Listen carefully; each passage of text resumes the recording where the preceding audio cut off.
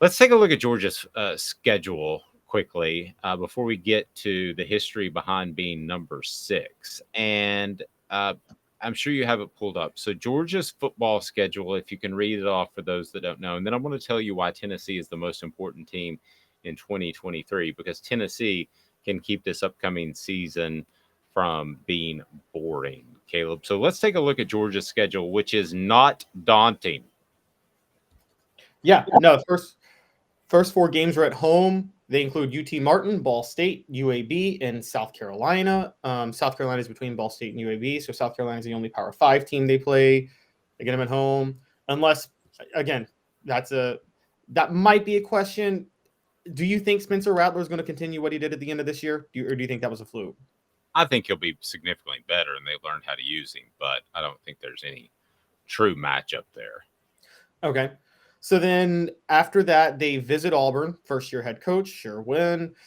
They host Kentucky. Kentucky's Kentucky, maxing out under Mark Stoops. But honestly, I think they're taking a step back now, particularly with Will Levis gone. Although I don't know, maybe they'll get better with Will Levis. I think he's overrated. But either way, that's a win for Georgia. And then their seventh game is at Vanderbilt.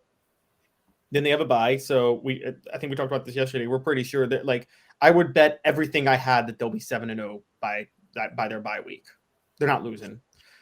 7-0 going into a bye, getting healthy, and they prepare for Florida, who is a borderline dumpster fire of a program right now. You know, it was supposed to be Billy Napier was supposed to be the CEO that focuses on details and, runs the program well. Well, and you sacrifice scheming for that. Well, he ain't really running the program that well right now. Florida is not really racking up talent like we thought they would. So I think Georgia easily beats them. Then Missouri heads to Sanford Stadium. That's another win. I don't know how you feel. I think Eli Drinkwitz was the most overrated offensive mind in the SEC a few years ago. He was considered an offensive genius. I don't think he's that good of an offensive coach, honestly. I just think he's a doofus. I wasn't going to go there, but I don't understand why you hired that guy. I don't understand anything about what Missouri does in football. But so now we have what, Georgia at 9-0. Is that we where had them at 9-0, and then they have their first real test, which is Ole Miss at Sanford Stadium. Lane Kiffin heading to Sanford Stadium, and then they visit Tennessee the next week, and then they visit Georgia Tech. So they play on the road their final two games of the year. Georgia Tech is a fall out of bed win. So really, it comes down to Ole Miss November the 11th and Tennessee November the 18th.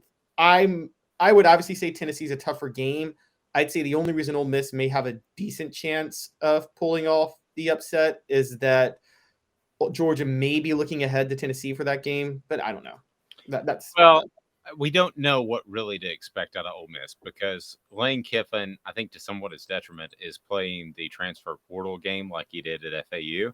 I think you need to do that some. Don't get me wrong. Every program, you look at Jahmyr Gibbs going to Alabama. I mean, that was a great pickup. So even the most elite programs, and Georgia picked up a fantastic receiver in the transfer portal recently.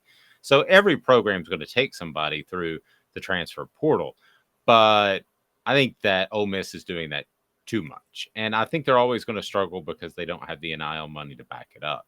So I think that program needs to be built on a more foundational level. And that's not what Lane Kiffin wants, because he doesn't want to be there long term. So I think that they're really tough to predict. I think that Ole Miss is going to have seasons where they're going to pop up and win 10 games. I think they're going to have other seasons where their guys don't gel and they're going to win 6 games. So that one's tough to predict, which leads me to Tennessee. If Tennessee doesn't beat Georgia at home, then the rest of college football is going to sit back and say, oh, man, another Alabama, another team that's just dominating the conference. And Georgia may well go on to win its third straight championship. That's why Tennessee is so important. If Tennessee is not able to beat Georgia this year, you're going to have a ho-hum season. And we could argue whether or not dynasties sell tickets and attract viewers all day long. But Caleb, at the end of the day, you want some parity.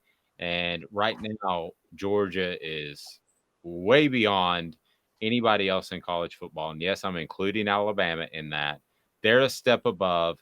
The Alabamas are the second tier, along with the Michigans, the Ohio States, and Georgia is now the preeminent program. So much like I think people got a little bored with the Alabama run for a long, long time, people are going to get bored with the Georgia run if something doesn't change. And that's all up to Tennessee.